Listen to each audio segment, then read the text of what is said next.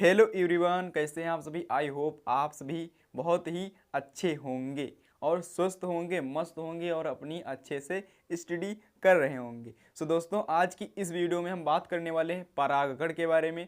जो परागण होता है, परागण की क्रिया होती है, पुष्पी पौधों में होती है और उस लेसन से रिलेटेड है ये वीडियो। पुष्पी पौधों में लैंगिक जनन।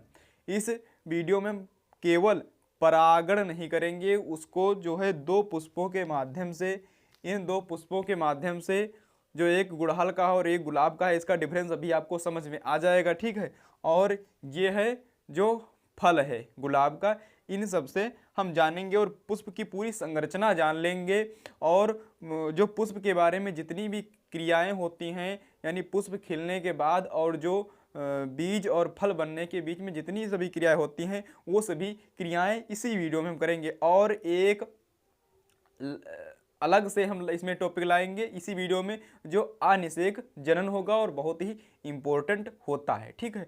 तो वीडियो को छोड़िएगा मत, थोड़ा सा देख लीजिएगा और थोड़ा सा नॉलेज आपको मिलेगा। अगर आप मुझ पर विश्वास कर रहे हैं तो आपके विश्वास पर मेरा विश्वास है। कहते ना है कि भरोसे पे दुनिया, दुनिया पे भरोसा। अगर नहीं रहेगा भरोसा तो क्या करेगी दुनिया। तो भरोसे पर सब होता है, सब पर विश्वास होता है और विश्वास से काम लीजिएगा। इस वीडियो को ध्यान से देखिएगा और आपको हम 100% आपको हम विश्वास दिलाते हैं कि आपको ये टॉपिक 100% समझ में आ जाएगा। तो हम वीडियो को स्टार्ट करते हैं, देखते हैं कि परागण क्या है। तो सबसे पहले हम इस पुष्प को देखेंगे, जो गुड़हल का पुष्प है। और गुड़हल का पुष्प मैं अभी तोड़कर लाया हूँ और शाम हो गई, रात हो गई, लेकिन तब भी मैं टॉर्च लेकर के गया और जो तोड़ लाया। ये पुष्प कब के हैं? ये बचपन में हम लोग बनाया करते थे, हम और हमारे भाई क्या बनाया करते थे, थोड़ा थोड़ा खेत बनाया करते थे और उसमें पुष्पों के जो है पेड़ लगाया करते थे। और वही पुष्प आज खिल करके बहुत बड़े बड़े हो गए हैं, बहुत ज़्यादा झाड़ियाँ हो गई हैं और उसमें से ये पुष्प खिलते हैं, रोज़ देखने को अच्छा नज़ारा मिलता है। तो उसी से हम लाए हैं, ठीक। तो इन पुष्पों को हम पहले देखते हैं कि ये जो पुष्प है, और जो इसमें ये हरा वाला भाग दिख रहा है, ये हरा वाला दिख रहा है, इसे कहते हैं बाह्य दल। इसे कहते हैं बाह्य दल। यहाँ पर लिखते हैं हम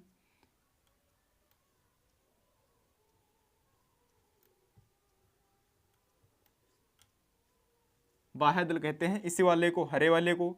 जो ये लाल पंखुड़ी वाले दिख रहे हैं, इन्हें कहते हैं दल। इन्हें क्या कहते हैं? दल। और जो ये देख पा रहे हैं, ये जो नली, ये जो पाइप देख रहे हैं, ये पाइप को कहते हैं वर्तिका। वर्तिका कहते हैं, वर्तिका कहते हैं, ठीक है। और जो इसमें ये यहाँ पर दिख पा रहा है, जो बिल्कुल लास्ट में, जो लास्ट में यहाँ पर होता है, जिसे कहते हैं वर्तिकाग्र।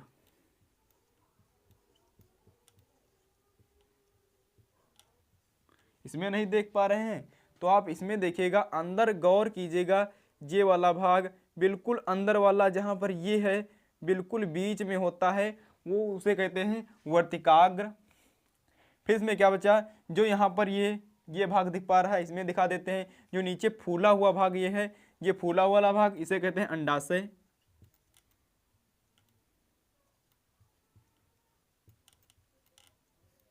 अंडाशय कहते हैं, ठीक। और जो आप ये देख पा रहे हैं, ये देख पा रहे हैं, जो ये पीले पीले येलो कलर के यहाँ पर हैं, इन्हें कहते हैं पराग कण। इन्हें कहेंगे पराग कोश और इसके अंदर होते हैं पराग कण। पराग कोश, और पराग कोश के अंदर क्या होते हैं? पराग कण होते हैं, ठीक है। और जो होती है ये पराग जिससे जुड़े होते हैं, इसे कहते हैं पराग नली।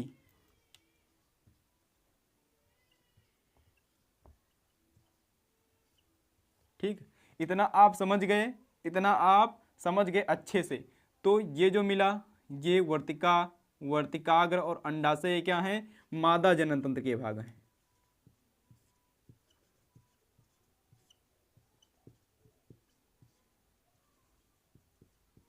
भाग हैं, ठीक, मादा जनन तंत्र के भाग हैं। और जो परागकोश, पराग नली और ये क्या है? नर जनन तंत्र के भाग हैं। ये क्या हैं? नर जनन तंत्र के भाग हैं। ये नर है, ठीक, नर है, शॉर्टकट में समझ लीजिएगा। और आप ये बाह्य दल दल देखेंगे और जो देखेंगे, और ये आप देख पा रहे हैं ये वाला भाग, ये पुष्पवरंत है, पुष्पवरंत।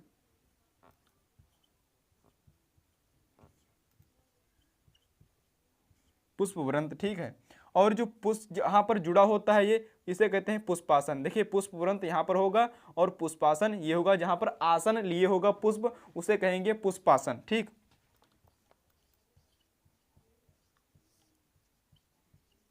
ठीक, पूरी अभी डिटेल में समझ जाएंगे। और ये सभी भाग हैं, ये अन्य भाग हैं, और जो सहायक अंग हैं जनन में, ये सहायता करते हैं, ठीक। तो आप ऐसे समझिए कि हमारा तो पूरा शरीर है, तो क्या पूरे शरीर में सभी जनन के जनन अंग हैं, तो उसमें रिप्रोडक्टिव सिस्टम जो निचला भाग पेट का हिस्सा होता है, तो वही तो जनन में भाग लेता है, बाकी तो जनन में भाग नहीं लेते हैं ना। तो क्या बाह्य दल दल और जो है पुष्पवरंत और पुष्पासन, ये सभी का जनन में भाग लेंगे? नहीं। वर्तिका लेगी, वर्तिकाग्र लेगा, और जो है अंडाशय भाग लेगा। अंडाशय के अंदर क्या होते हैं? बीजांड होते हैं, जो बीज में बदलते हैं। अभी पूरी डिटेल से क्रिया समझेंगे। इतना आप समझ गए क्या क्या होता है, क्या क्या होता है? पुष्प व्रंत, जो ये पुष्प की वह नली होती है, इसे कहते हैं पुष्प व्रंत। और जो पुष्पासन यहाँ पर जो टिका होता है, जिस पर टिका होता है पुष्प, उसे कहते हैं पुष्पासन। जो ये हरे कलर के दल दिख रहे हैं, और इसमें भी दिख रहे होंगे ये वाले जो जब हमारा फूलता नहीं है, पुष्प खिलता नहीं, उसके पहले ये ढके रहते हैं, उसको पंखुड़ियों को ढके रहते हैं, और पंखुड़ियाँ बाद में उसे चटक करके उसको फोड़ करके निकलती हैं, ठीक है। इतना समझ गए। इन्हें कहेंगे बाह्य दल और इन्हें कहेंगे दल। ये दल हैं, ये बाह्य दल हैं। फिर ये क्या है? जो पाइप है ये वर्तिका है, और जो ऊपर सबसे होगा वर्तिकाग्र होगा, और ये पराग कोश है, और पराग कोश के अंदर पराग कण है, और पराग कण है, और ये वो वर्तिका है, वर्तिकाग्र है, और जो है यहाँ पर अंडाशय है। ये अंडाशय फूला हुआ भाग है, जो फूला हुआ भाग रहता है अंडाशय है। इतना आप समझ गए अच्छे से, और है ना, मक्खन इतना यहाँ तक हो गया। अब हम इसे की आगे की क्रिया जानते हैं कि जब हम क्या पढ़ने आए हैं? परागण पढ़ने आए हैं ना। तो परागण की क्रिया कब होती है? परागण की क्रिया कब होगी भाई? देखिए इसमें क्या है, इसके अंदर क्या है, ये देखिए पराग कोश है। अब हम हटा देते हैं इसको, धीरे धीरे हटा देते हैं। ये क्या गए, ये बाहर मैंने क्या निकाला? दलपुंज। दल है, पुंज है, पुंज का मतलब जब बहुत सारे होंगे तो पुंज हो गया। दलपुंज को हम बाहर निकालते हैं, एक एक को, दलपुंज को हम बाहर निकाल दिए। अब हमारे पास क्या बचा? अंडाशय बचा, अंडाशय बचा, और बाह्य दलपुंज बचे।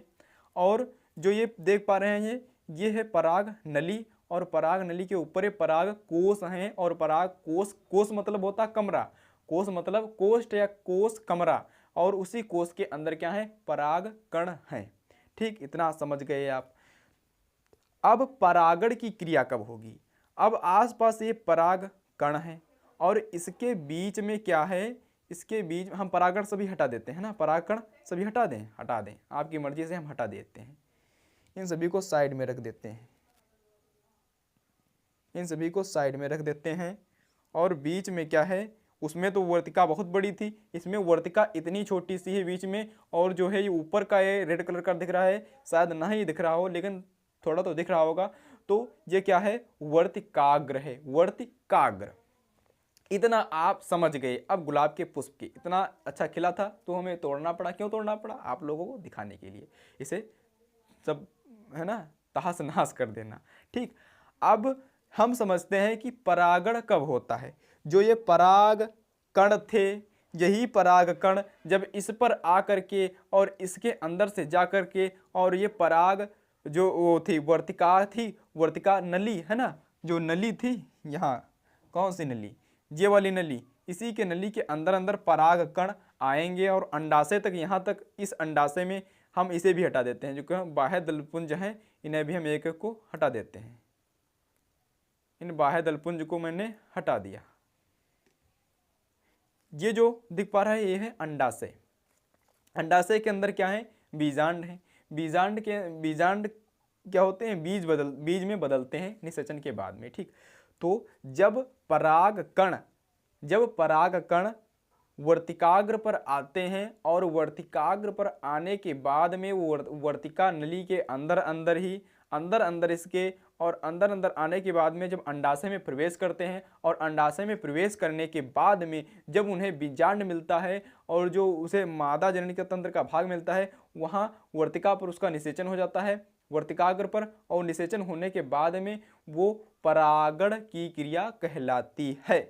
यानी निषेचन होने की प्रक्रिया को परागण कहते हैं। ठीक, इतना समझ गए आप। यानी क्या है, ये पुष्प इधर खिला हुआ है और इसके जो पराग कण है यहाँ है और पराग कण इस पर आ जाएंगे। यानी ये हमारा पुष्प है, ठीक, ये हमारा पराग कण है और ये क्या है,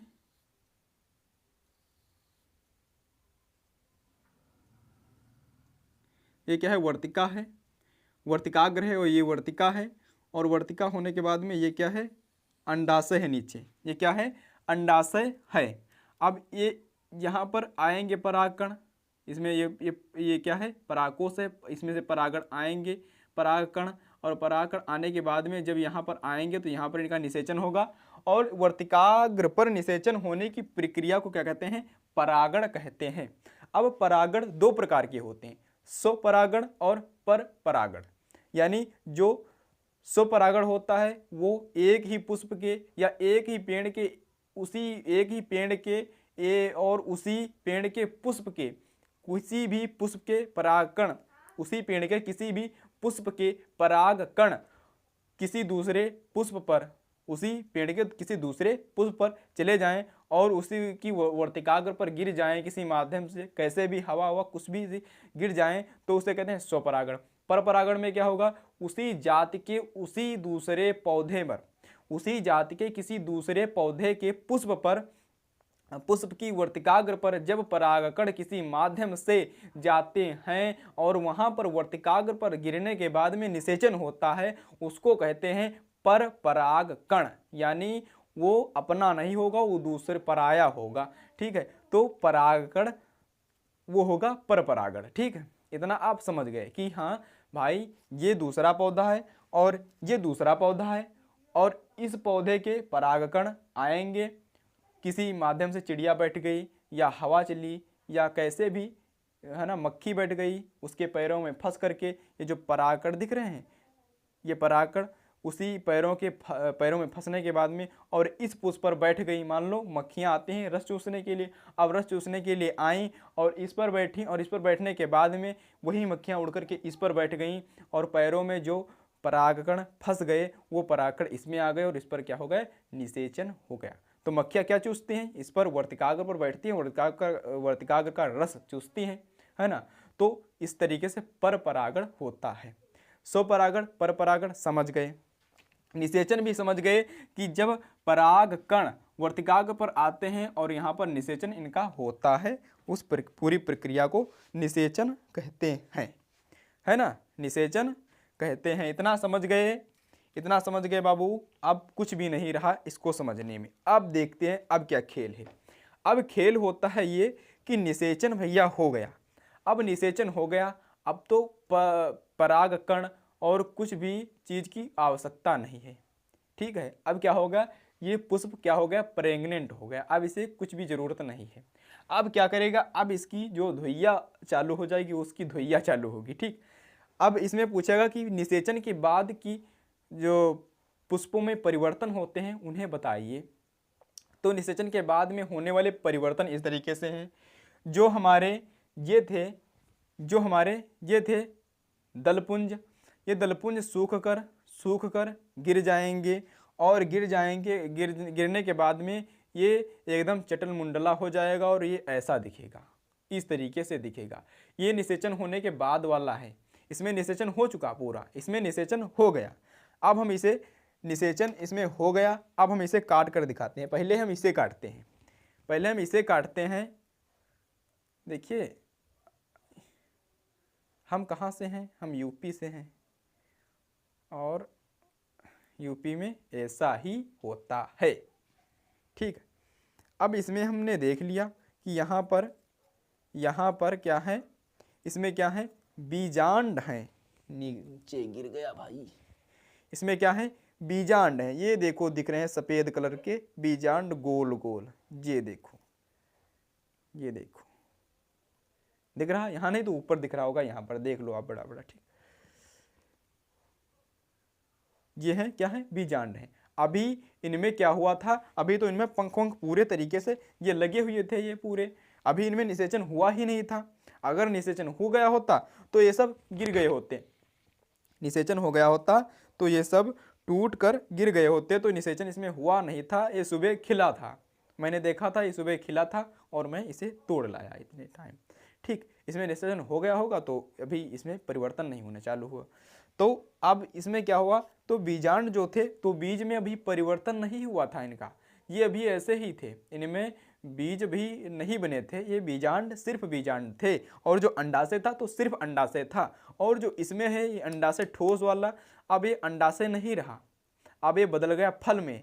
और जो इसके अंदर बीजांड थे, उसके अंदर बीजांड थे और निषेचन होने के बाद में जब ऐसा होता वो पुष्प, यानी वो हो गया, मान लो ऐसा हो गया निषेचन, मैंने उसका कर दिया तोड़ फोड़ करके, तो इसमें क्या हो गया, बीज अंदर बन गया। अब हम इसे काटते हैं, तो हम बाह्य दलपुंज को बाहर निकालते हैं काट करके, और अब हम इसे काट करके आराम से अंदर का भाग देखते हैं, जो है बीज, गुलाब के बीज देखेंगे, बहुत ही मजबूत हो गया है।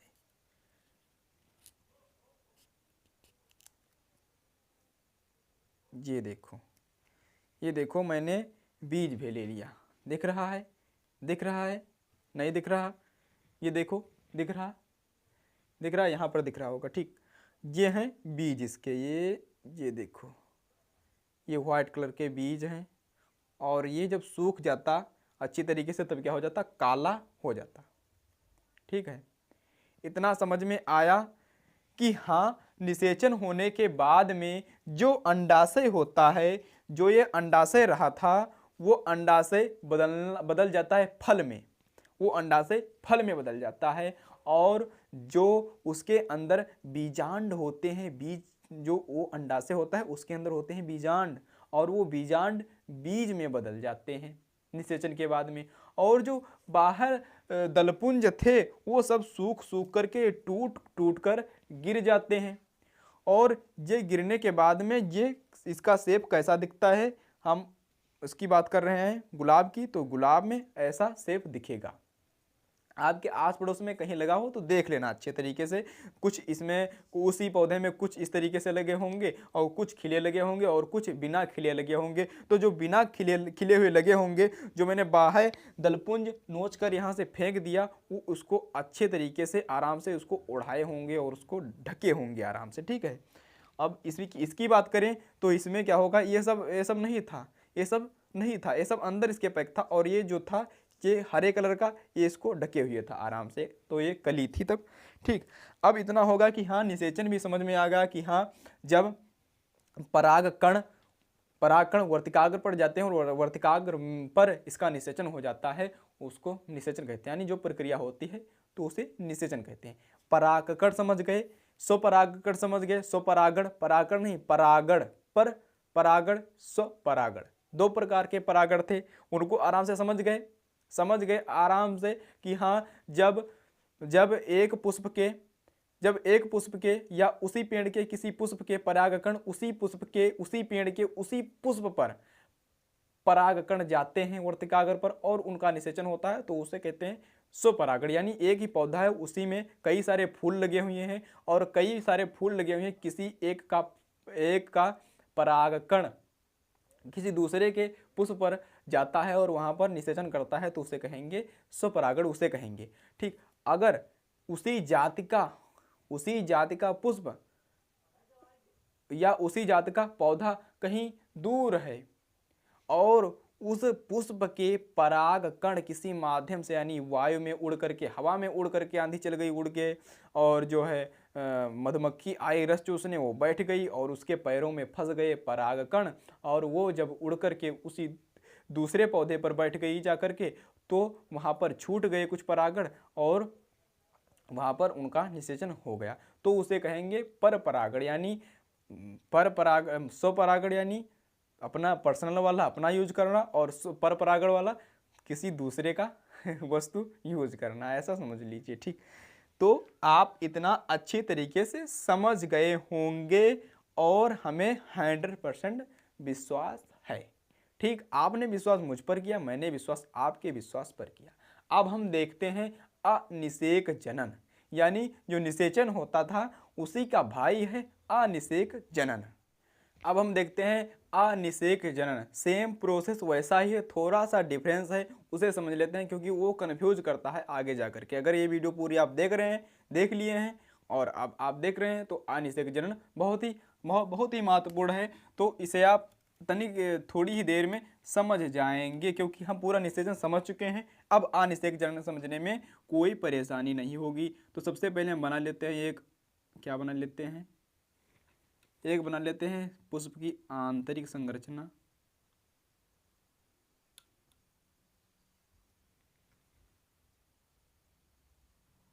बड़ा बनेगा, वैसे समझने के लिए समझ तो आप सब कुछ सकते हैं, लेकिन जब कुछ अच्छा नहीं दिखता है बोर्ड पर तब आपका भी जी भागने लगता है। और हम प्रॉब्लम सब झेल चुके हैं तो मुझे अच्छी तरीके से पता है कि जब बोर्ड पर कुछ अच्छा नहीं दिखता है लिखा हुआ तब आपका माइंड इधर उधर भटकने लगता है, गंदगी में भटकने लगता है, और वो गंदगी बर्दाश्त नहीं होती हमसे भी। ठीक, ठीक है।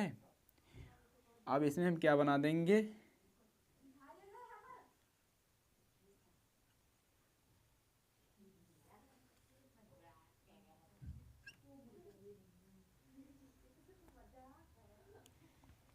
ये हमारे पास क्या बन गया, ये अंडाशय है, ये अंडाशय है और ये परागकोश है जिसके अंदर परागकण है, और ये पराग नली है, कि क्या है, पीयन पराग नली है, शॉर्टकट बना दिया हमने। ठीक, और ये क्या है, वर्तिका है, और ये है वर्तिकाग्र, वर्तिकाग्र है। ठीक, विकी है। ठीक, इतना आप समझ गए अच्छी तरीके से। अब निषेचन क्या होता है, जिन पौधों में निषेचन होता है, जिन पुष्पों में निषेचन होता है और निषेचन होने के बाद में भ्रूण बनता है, युग्मनज बनता है। युग्म का मतलब समझते हैं, युग्म, युग्म उसे कहते हैं जब दो लोग मिल जाएं तब उसे कहते हैं युग्म, है ना। तो इसमें क्या होगा, युग्म होगा ही नहीं। उसमें क्या था, परागकण गए अंदर, वर्तिकाग्र पर गए, वर्तिकाग्र से अंदर गए वर्तिका से, और वहां पर बीजांड द्वारा उनका निषेचन अच्छी तरीके से हो गया। और जो बीजांड थे वो बीज में बदल गए, अंडाशय था फल में बदल गया, पंखुड़ी गिर कर सूख कर गिर गई, सब काम खल्लास हो गए। लेकिन यहाँ पर क्या है, उदाहरण अगर हम लें उदाहरण के लिए अंगूर को और अनानास को लें तो ये ऐसे पौधे हैं, और केला लें उदाहरण के लिए, तो इनमें क्या होता है, इनमें निषेचन होता ही नहीं है, निषेचन इसमें होता ही नहीं है, और बिना निषेचन के ही भ्रूण बन जाता है और युग्मनज बनता ही नहीं है। ठीक, इतना समझ गए कि जो यहाँ से ये पराग कण ये आते हैं यहाँ पर और इनका निषेचन होता ही नहीं है, इसे कहते हैं अनिषेक जनन। और जो जिन पौधों में अनिषेक जनन होने के बाद में जो फल उसमें होते हैं तो उन्हें कहते हैं अनिषेक फल, और उस पूरी प्रक्रिया को कहते हैं अनिषेक फलन, है ना। तो कितनी मज़ेदार बात है, आप इसी में समझ गए, और वो अलग से पढ़ते थोड़ा और हमें बहुत ज़्यादा कन्फ्यूज करता, इसमें हो गया तो बहुत कुछ ज़्यादा जानने की ज़रूरत नहीं है। तो केला को याद रख लीजिए, अंगूर को, अनानास को, और जो है कृत्रिम ऑक्सिन जिबरेलिन जैसे हार्मोन को अगर छिड़काव करके किस में किया जाता है, अनार में भी करने लगे हैं लोग, इन जैसे पौधों में करने लगे हैं। तो हमारा इतना डिस्कस होगा और इसे हम पुष्पों के माध्यम से जान गए, अच्छी तरीके से समझ में आ गया और हमारा काम यहाँ से हो गया। ठीक है, तो अब हमारी वीडियो भी यहाँ पर एंड होती है, और इस वीडियो में हमने इतना सब कुछ जाना, और आप लोगों को शायद वीडियो पसंद आई हो तो वीडियो को लाइक कर दीजिएगा, और चैनल पर नए हो तो चैनल को सब्सक्राइब करके बेल आइकन को दबा के रख लीजिएगा, क्योंकि इस चैनल पर ऐसी ही वीडियो अपलोड होती रहती हैं और होती रहेंगी।